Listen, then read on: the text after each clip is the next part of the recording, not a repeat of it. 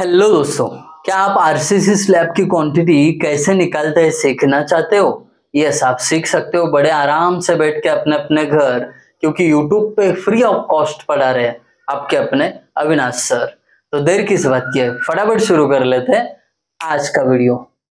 तो दोस्तों लेक्चर तो शुरू करेंगे, बट अभी तक चैनल को सब्सक्राइब नहीं किया ना, फटाफट चैनल को सब्सक्राइब करिए और बेल आइकन का बटन भी हिट कीजिए ताकि अगला वीडियो अपलोड होने के बाद नोटिफिकेशन यूं ही आपके मोबाइल पे पॉपअप होता रहेगा और आपको पता चलेगा नेक्स्ट वीडियो आया है। चलिए आज का लेक्चर शुरू करने से पहले मैं आपको एक चीज बता दूं, ये फ्लोरिंग और प्लास्टरिंग दो क्वांटिटी कैलकुलेशन होता है।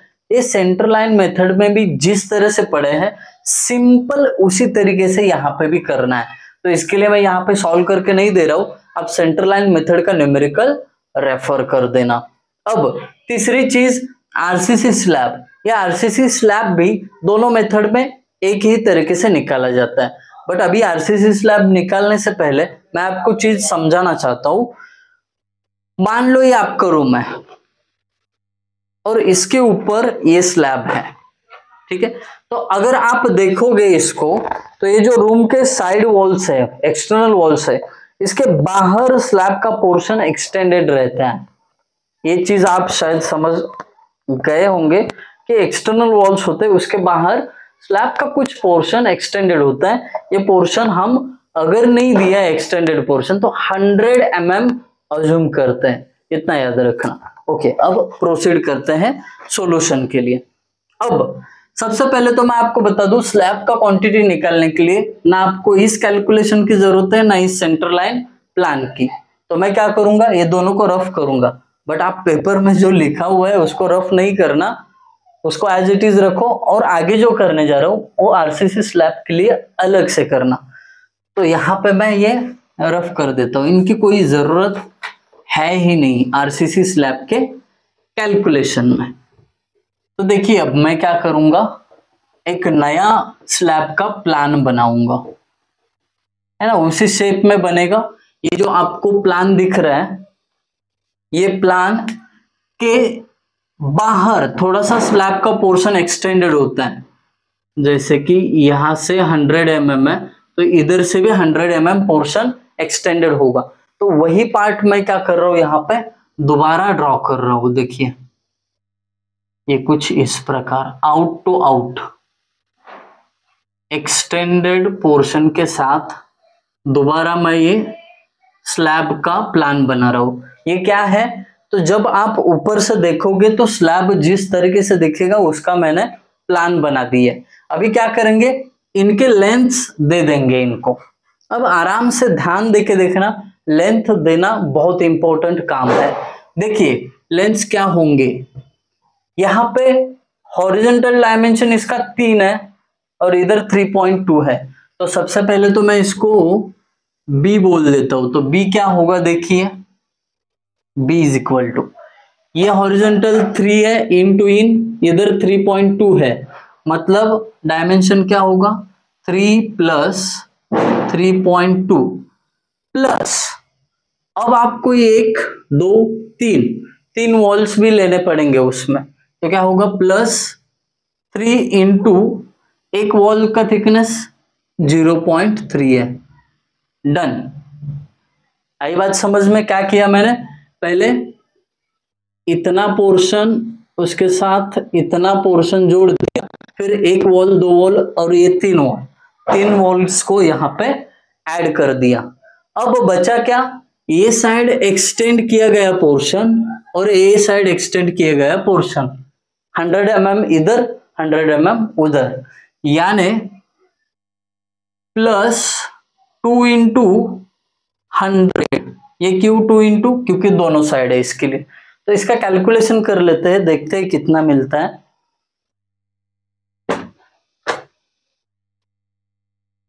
तो कैलकुलेशन के बाद हमें पता चलेगा स्लैब का विड्थ कितना है। अब देखिए 3 प्लस 3.2 यानी 6.2 प्लस 3 इंटू 0.3 प्लस 2 इंटू 100 मतलब क्या, 100 mm मतलब 0.1 होता है। 0.1, मैंने 100 ही लिखा है बट आप समझ जाना कि वहां पे 0.1 मीटर होता है, मीटर में लिखना है ना। प्लस 2 इंटू 0.1 तो 7.3। तो ये बी का वैल्यू ना कुल मिला के 7.3 है, यहां से लेके यहां तक। बिल्कुल समझ गए आप। फिर उसके बाद ये डायमेंशन कितना है ये जान लेता है। वर्टिकल डायमेंशन सेकंड होता है, इंटू इन 3.6 है, उसमें ये साइड का वॉल थिकनेस प्लस ये साइड का वॉल थिकनेस ऐड करो तो आपको ये साइड मिलेगा। ये साइड देखिए मैं बता देता हूं, मान लो ये अपना x है तो x इज इक्वल टू क्या होगा 3.6 प्लस इधर की एक वॉल उधर की एक वॉल यानी 2 इंटू 0.3 प्लस ये साइड एक्सटेंड किया गया 100 mm और ये साइड एक्सटेंड किया गया 100 mm यानी 2 इंटू 0.1। तो कुल मिला के x का वैल्यू कितना होगा देखिए 3.6 plus 2 into 0.3 plus 2 into 0.1 that's it. तो 4.4 x का वैल्यू कितना आ गया 4.4 मीटर यानी यहां से लेके यहां तक 4.4। ये बात आप समझ चुके हैं। अब हम ए साइड का डायमेंशन निकाल लेते हैं। मान लो ये आपका y है, ठीक है, y मान लेता हूं। तो अब इसका डायमेंशन कैसे निकालोगे, पहले तो x लिख लो 4.4 आया था। y का डायमेंशन देखिए ये वर्टिकल डायमेंशन इस रूम का 3.6 इस रूम का 3.2, तो पहले उसको डायमेंशन को ज्वाइन कर दो 3.6 प्लस 3.2। अब इसके बाद एक वॉल दो वॉल और एक तीन वॉल, ये टोटल डिस्टेंस चाहते हो तो उसमें 1 2 3 वॉल थिकनेस ऐड करने पड़ेंगे। तो प्लस 0.3 इंटू 3 प्लस, अब देखिए यहाँ पे ये साइड 100 mm एक्सटेंशन और ऊपर साइड 100 mm एक्सटेंशन, तो कुल मिला के दोनों साइड का एक्सटेंशन 2 इंटू 0.1 हो जाएगा। अब इन सबको ऐड करके देख लेते हैं कि कितना y आता है।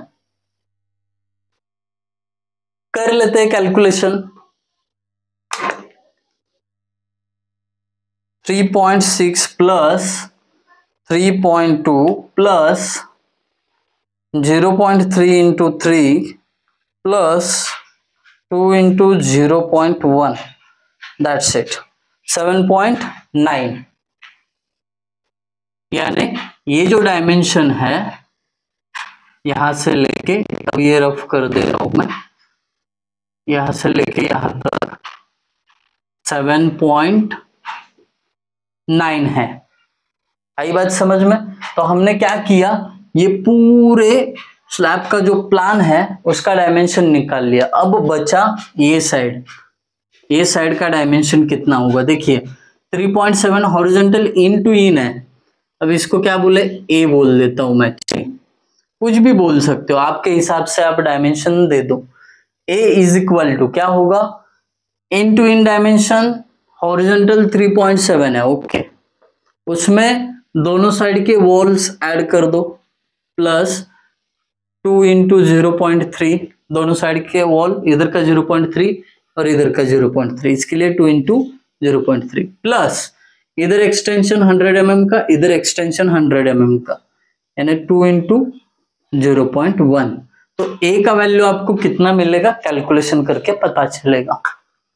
ये देखिए 3.7 प्लस 2 इंटू 0.3 प्लस 2 इंटू 0.1 4.5, तो ये आपको मिलेगा 4.5 मीटर दैट्स इट। अब आप बोलोगे सर बस इतना बचा है, तो ये भी निकाल सकते हैं कैसे, देखिए पूरा 7.9 है, उसमें से 4.4 माइनस करोगे तो बचा हुआ मिल जाएगा। तो कर लेते हैं वो भी, 7.9 माइनस ये देखिए पूरे में से ये इतना 4.4 माइनस करेंगे 4.4 तो मिल जाएगा 3.5। तो ये डिस्टेंस 3.5 बिल्कुल आसान है। एक बार आपको डायमेंशन निकलना आ गया ना, बिल्कुल आसान है। उसके लिए आप x बोलो, y बोलो, z बोलो, कुछ बोलना है वो बोलो, वो आपके आसानी के लिए मैंने बना दिया था। आप ओरली भी कर सकते हो, डायरेक्टली भी कर सकते हो। अभी देखिए इस एरिया को ना मैं ऐसे डिवाइड करूंगा, ठीक है। इधर से ऊपर एक अलग और इधर से नीचे एक अलग। इसको बोलेंगे हम A1 और इसको बोलेंगे A2। That's it. अब पहला क्या करेंगे, एरिया 1 निकालेंगे और उसको थिकनेस से मल्टीप्लाई करोगे तो आपको आपका स्लैब का क्वांटिटी मिलेगा। देखिए A1 मतलब पहले का एरिया कितना हुआ 7.3 इंटू 4.4 4.4 ये कितना आएगा देख लेते हैं, एकदम इजी है। 7.3 इंटू 4.4 32.12 कितना आया ये 32.12 मीटर स्क्वायर। अब इसको मल्टीप्लाई किससे करना है, हाइट से। हाइट यानी क्या, स्लैब की थिकनेस कितनी है। यहाँ पे अगर नहीं दी है तो 0.12 ले लेना, है ना, 120 mm यानी 0.12। अब इस एरिया को हाइट से मल्टीप्लाई करोगे तो आपको स्लैब का कैलकुलेशन मिलेगा। 32.12 इंटू 0.12 3.85 3.85 मीटर क्यूब। ये इतनी एरिया में स्लैब का क्वांटिटी निकला। अब बचा क्या A2, तो A2 का वैल्यू क्या होगा 4.5 इंटू 3.5। इतना सिंपल है, सबसे इजी काम है ये। 4.5 इंटू 3.5 15.75 15.75 मीटर स्क्वायर। अब इसको किससे मल्टीप्लाई करोगे, स्लैब की थिकनेस। हाइट कितनी होती है स्लैब की, अगर नहीं दी है तो 0.12 ले लेना। अब कर लेते हैं दोनों का मल्टीप्लिकेशन, मिल जाएगा आपको स्लैब का क्वांटिटी 15.75 इंटू 0.12 तो वैल्यू आता है 1.89।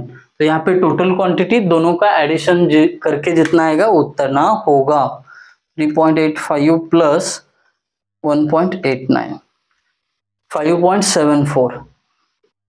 तो स्लैब थिकनेस 5.74 आ गया। किसी हमारे दोस्त ने पूछा था कि सर स्लैब का क्वांटिटी कैसे निकालते हैं ये बताइए। तो ये देखिए ये उसका सॉल्यूशन रहा। शॉर्ट में अगर ब्रीफ करना चाहूँ तो ऐसा होगा कि सबसे पहले जो दिया गया प्लान है उसके अकॉर्डिंग एक स्लैब का भी प्लान बनाओ, उसके डायमेंशन दे दो और खत्म। उसको हाइट से मल्टीप्लाई करके आपको स्लैब का क्वांटिटी मिल जाएगा। Okay, thank you guys for watching video. Thank you so much.